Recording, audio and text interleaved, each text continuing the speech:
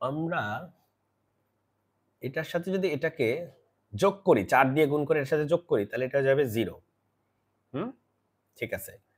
আবার এটার সাথে এটাকে যদি আমরা 2 দিয়ে গুণ করে বিয়োগ করি, তাহলে কিন্তু এটাও হয়ে যাবে 0। সেটা করি চলো। আমরা এটা মুছে ফেলি। তাহলে আমরা যেটা বললাম এইমাত্র যে আমরা প্রথমে R1 কে চেঞ্জ করব, পরে R2 কে চেঞ্জ করব। R1 কে কিভাবে চেঞ্জ করব দেখো, R1 মাইনাস 2 ইনটু R3। এই দেখো, তুমি এটা 0 বানাবা, এটা 0 বানাবা, তাহলে এটা হচ্ছে 2 অলরেডি আছে, তাহলে এটাকে 2 দিয়ে গুণ করো, R3 কে 2 দিয়ে গুণ করো, গুণ করে এটা থেকে বাদ দাও। আবার R2 তে অলরেডি -4 আছে, -4 এটাকে কি +4 বানাইতে হবে, তাহলে এটাকে 4 দিয়ে গুণ করো। তাহলে R2 এটাকে 4 দিয়ে গুণ করো R3 কে, তাহলে 4 দিয়ে গুণ করলে এটা হবে 4। এটার সাথে কি করতে হবে, যোগ করলে এটা 0 চলে আসবে, এখানে যোগ দাও।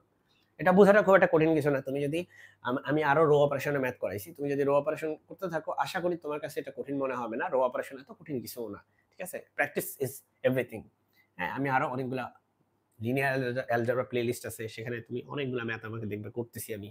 চলো তাহলে এখন আমরা পরিবর্তন ঘটে এখানে। আচ্ছা, রো 1 এ চেঞ্জ হইছে, রো 2 তে চেঞ্জ হইছে, রো 3 তে কোনো চেঞ্জ হইছে না। তো রো 3 যেমন আছে লেখো, 0 0 1, এখানে লেখো -1। আবার দেখো তোমার এখানে কি হইছে, রো 1 এ কি চেঞ্জ, রো 3 কে 2 দিয়ে গুণ করো, তাহলে এটা 0 কে 2 দিয়ে গুণ করলে 0 ই হয়, 0। আর 1 থেকে এটাকে বাদ দিবা, আর 1 থেকে 2 ইনটু R3 কে বাদ দাও, এটা থেকে এটাকে বাদ দাও, 1 ই থাকে। আবার দেখো 1 থেকে 0 কে বাদ দাও, একই তো, 1 ই থাকে। আর এটা হবে 0, কারণ এটাকে 2 দিয়ে গুণ করলে হবে 2, আর 2 থেকে 2 বাদ দিলে হবে 0। তাই তো দরকার ছিল আমাদের, একটা 0 দরকার ছিল এই জায়গায়। তারপর এটাকে তুমি কত 2 দিয়ে গুণ করো, 2 দিয়ে গুণ করলে হবে কত, -2। আর -2 কে মাইনাস দিয়ে গুণ করলে হবে +2, এর সাথে যোগ করো, +2 -1 মানে হচ্ছে 1। আবারও বলি, এটা হচ্ছে -1,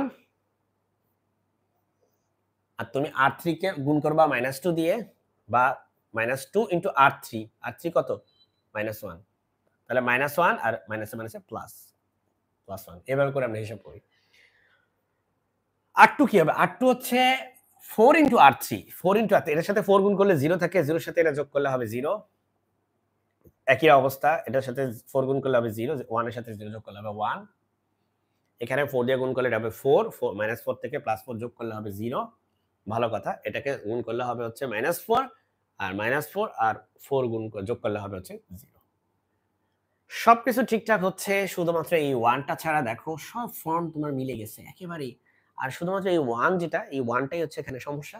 এই 1 টাকে এখন আমরা পরিবর্তন করার চেষ্টা করব। ঠিক আছে? এই 1 টাকে এখন আমরা চেঞ্জ করার ট্রাই করব। চলো আমরা চেষ্টা করি।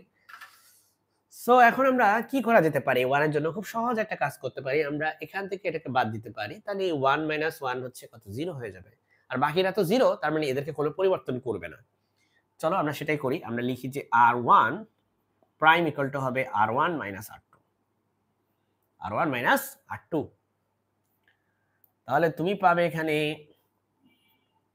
R2 আর R3 কি কোনো চেঞ্জ হইছে? না। আচ্ছা এভাবে লিখতে পারি, সমস্যা নেই। এভাবে যেহেতু আমি অ্যারো দিয়ে লিখতেছি, এভাবে লিখি। কয়েকটা স্টাইলে লেখা যায়।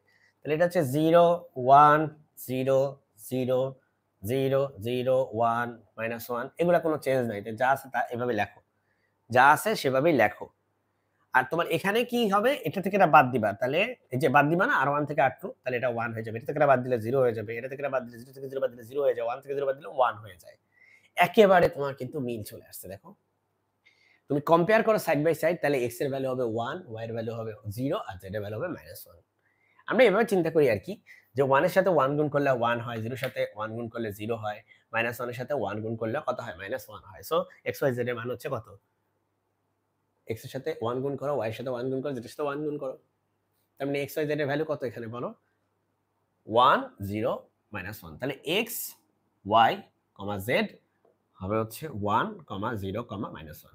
এটা হচ্ছে আমাদের গাউস এলিমিনেশন মেথড দিয়ে আমাদের এই সিস্টেম অফ লিনিয়ার ইকুয়েশনকে আমরা সমাধান করলাম। আমাদের